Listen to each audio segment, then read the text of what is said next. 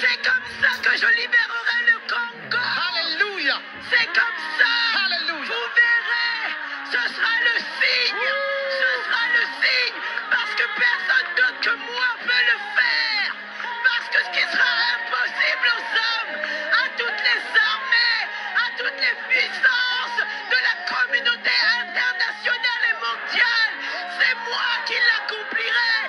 Parce que je suis Yahweh des armées, l'Éternel des armées. Mes armées au ciel et sur la terre seront avec moi pour libérer le Congo. Et ce sera le signe que nul autre que moi n'a pu l'accomplir. Nul autre que moi. Parce que je suis Yahweh. Parce que je suis Yahweh. Je n'ai pas besoin d'armée. Je n'ai pas besoin d'armée. Je peux le faire seul. Mais parce que... La famille, suivez.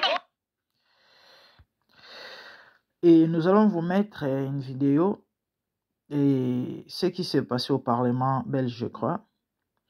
Et puis notre vidéo est sur le message de la CPI contre tous les criminels, et y compris Corneille Nangaa, par rapport à tout ce qui se passe à l'est du Congo. Dieu est Dieu. Suivons d'abord et puis après nous allons analyser. Que Dieu vous bénisse. Merci.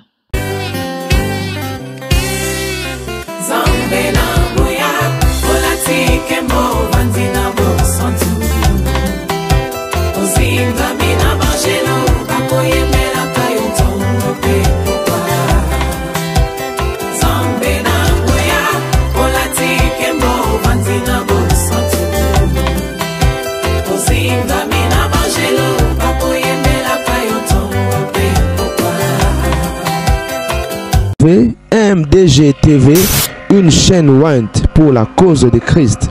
Mafuta Yasika, Mafuta Yasika, Mafuta Yasika. Victoire aujourd'hui au Parlement européen. Ça fait 2 ans qu'avec le PTB, notre groupe de la gauche, nous nous battons ici pour arrêter la coopération militaire entre l'Union européenne et le Rwanda, parce que le Rwanda joue un rôle actif dans les massacres, dans la guerre à l'est du Congo. Et aujourd'hui, grâce à la mobilisation, une majorité des députés européens ont voté en faveur d'un arrêt des transferts d'armes vers le Rwanda. Et deuxième victoire, ça fait 1 an que nous nous mobilisons pour que l'accord privilégié entre le Rwanda et l'Union européenne sur l'exportation des matières premières volées souvent au Congo, exportées en contrebande par le Rwanda, soit arrêté. Aujourd'hui, le Parlement européen vote pour la suspension de cet accord privilégié avec le Rwanda. Maintenant, la Commission doit nous écouter. La Commission européenne doit arrêter sa complicité avec les crimes de guerre en République démocratique du Congo. La famille, et avant de vous mettre la vidéo sur la vidéo de la CPI, pardon, et juste une courte analyse par rapport à la prophétie et par rapport à ce que vous venez d'écouter, Parlement européen, pardon, et non Parlement belge. Et nous savons tous, nous connaissons tous ce qui s'est passé à l'est du Congo. Cela n'a pas commencé aujourd'hui, plus de 20 ans.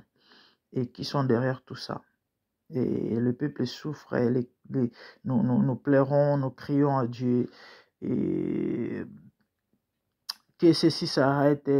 Et comme Dieu est fidèle dans son amour, il a décidé de mettre fin. Pourquoi j'en parle? Et simplement parce que il y a des gens qui croient que Dieu n'existe pas, ou encore Dieu n'existe pas, peut-être c'est trop dire. Dieu n'est pas dans ces genres de choses. En fait, c'est simplement l'ignorance, parce que déjà, c'est Dieu qui a créé le monde. Donc, c'est Dieu qui a créé le Congo. Donc, Dieu connaît les Congolais. Et le Congo et les Congolais appartiennent à Dieu. Je ne sais pas si vous comprenez. Et pendant tous ces, comment on dit, désordres qui venaient de se passer il n'y a pas longtemps, et on discutait, ou encore on se tirait avec pas mal de gens. Il y a ceux qui ne croient pas à la prière. On ne dit pas que lorsqu'on parle de Dieu, nous faisons mention de Dieu. Et dans la guerre, cela veut dire que les soldats ne vont plus combattre, ne vont plus tirer, loin de là. Même dans la Bible, Israël combattait, mais c'était Dieu qui leur donnait la victoire. Et lorsqu'on donnait ces messages aux gens, les gens nous traitaient des malades, des fous. Vous racontez quoi? Dieu n'est pas dans ces choses. Et croyez-vous que cette guerre peut finir ou encore s'arrêter et juste parce que les Européens ou encore tous ces gens qui étaient derrière cette guerre ont décidé de mettre fin à ça? Non, pas du tout. Il y a plusieurs raisons, mais sinon, nous venons juste confirmer et dire aux gens que Dieu existe et il est le souverain. C'est lui qui détient les derniers mots, la dernière parole. Je suis en lingala. Bande konanga, marambu ya Congo oyo, et ya boire et à manger na kati. Alors, message prophétique et l'obami et pesamaki et belé sur fin à guerre.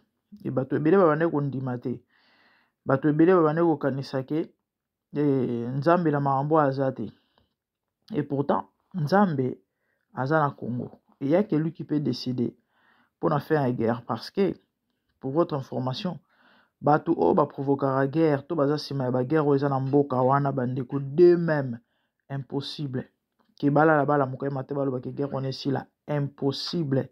Baza na ba raison ya o bazo sala ya koyiba ko déstabiliser mboka, ko tika mboka na kao. Non seulement ça, to bo sanate baza ba occultiste oyo esengona bango ezala komona makila bato etanga.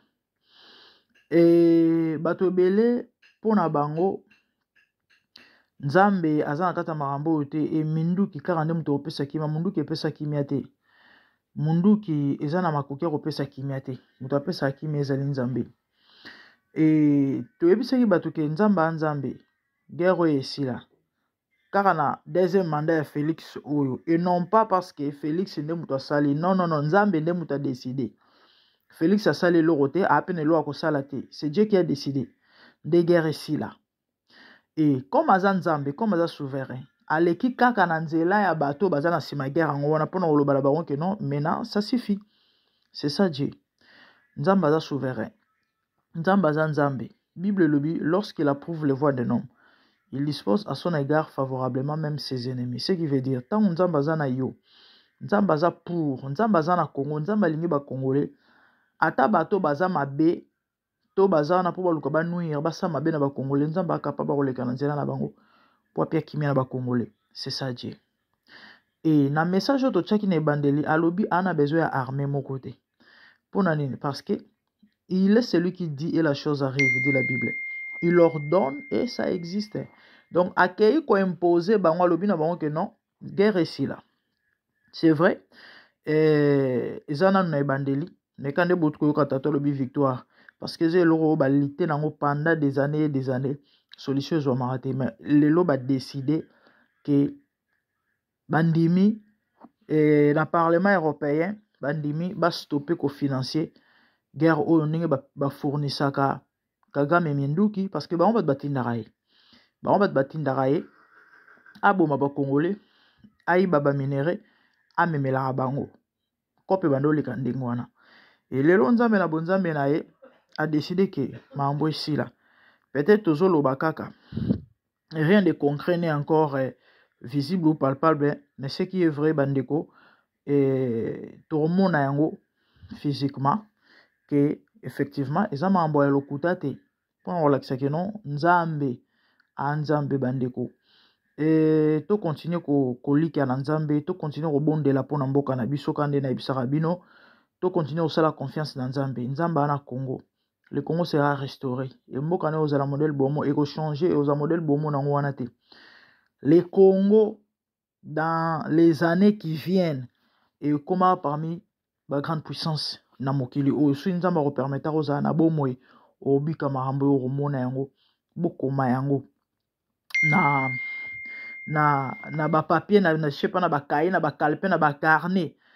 Congo ya mboka oyo ya na nyonso ya na solution ya mokili obo mona ya batu monde entier solution na ngeza na Congo par rapport ya mapambolo nzamba sopa na mboka oyo.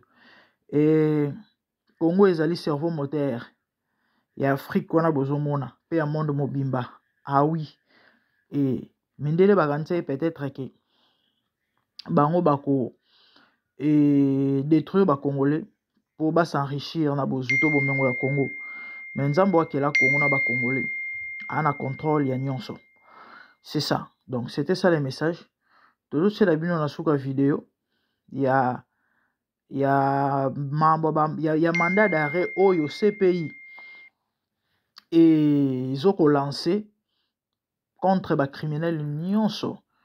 Il y a mambo tout au ils ont les gana est. Prière nange Nzambe Kabila kangama. Kagama kangama nanga kangama ina ibike baro kangama. Nzamba na bomoy makila ya batoyo ezoko ganga vengeance et Dieu va les venger. Oui, Dieu va les venger. La famille c'était ça. Et tout chez la bino vidéo. Et après n'hésitez pas à vous abonner à la MDG TV Mafuta ya Sika. Commentez, likez, partagez, surtout activez la cloche pour ne rien rater. De bonnes choses tout le monde, merci. Bandeo malheureusement vidéo a expiré, mutatinde ngangwa checker en story nae. Dommage fallait na télécharger en dans ça garanté. Oyo isko ya nanga oyo tato azatina te. Sinon na rumero sengango si tout va bien heureusement que c'est la vie nango. Demain ou après demain parce que l'état à mon message la personne il est tard tam soit à l'ali mais on retrouver la vidéo on reçu la vidéo nango. Wa ventiler à corner nanga oyo CP ezolukai à suivre.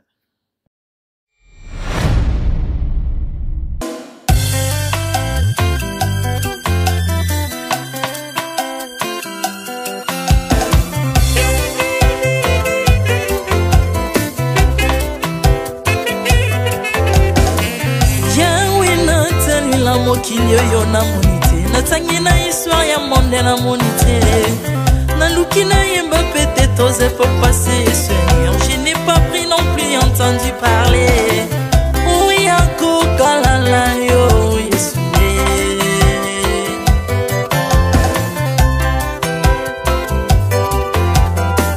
même na domaine ya sorcellerie nationale atana oyo ya international papa na yo kisangwa banzamba mokili yo mokota kufa se kwa lokola yo Yesu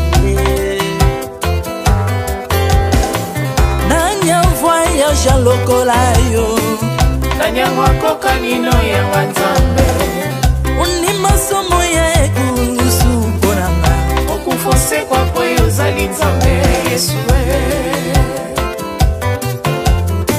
nzambe moneno kitana tanzoto poyo bikisanga okitana se pozwe sikananga ofuta nyongo na nzambe nanga Yesu ozali nzambe onkote ya okani na yo ozali nzambe obongwani te Yesu Yesu ozali nzambe mokotea ukani na yo uzali tambo bongwani te Yesu Yesu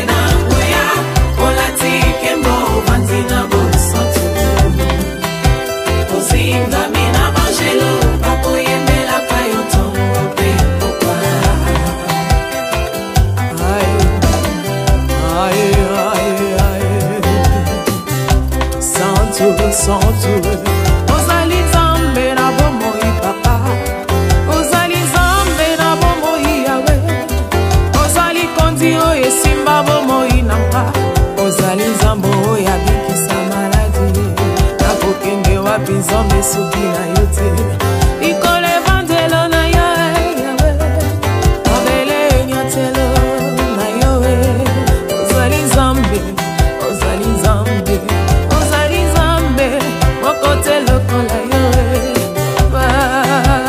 nzambe na ngoya olatike mo vandi na bosantu ozinga bina bangelo bakoyebelaka yo ntongo mpe pokwa Ardemment tu m'as rendu intouchable, ardemment tu m'as rendu invincible.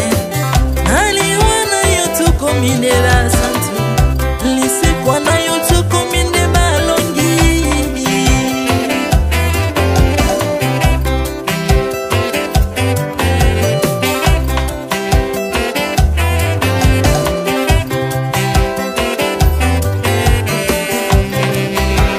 nzambe na ngoya olatike mo vandi na bosantu ozinga bina bangelo bakoyembelaka yo ntongo mpe pokwa nzambe na ngoya olatike mo vandi na bosantu ozinga bina bangelo bakoyembelaka yo ntongo mpe pokwa Autrefois ngai nazalaki binzo ndoki akolianga lolenga lingi mais par son son se métamorphosé osimingo sambwe maladi na miso olengo bebi naza toxique grâce à lui.